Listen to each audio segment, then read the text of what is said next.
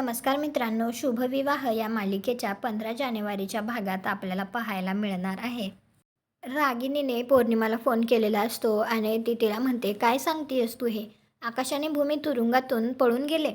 त्यानंतर मात्र आता भूमीने पौर्णिमाला फोन केलेला असतो आणि ती भूमीला म्हणते, बरं झालं तुम्हाला फोन केलास ते. तुला जे काही सांगायचं आहे ते मला भेटून सांग, म्हणजे मी ते बधेपर्यंत पोचवते. आणि ज्यावेळी पौर्णिमा भूमीला फोनवरती बोलत असते त्यावेळी मात्र तिच्याबरोबर रागिणीसुद्धा असते. तर भूमी पौर्णिमाला म्हणते, मी तुला लोकेशन पाठवते, तू त्या ठिकाणी ये. तर पौर्णिमा म्हणते, हो आलेच. तर फोन ठेवल्यानंतर रागिणी म्हणत असते, मूर्ख आहेत ना ते. त्या दोघांना कल्पनासुद्धा नाही आहे की आपण दोघींनी हातमिळवणी केली आहे ते. नाही तेच जाळ्यात सापडले.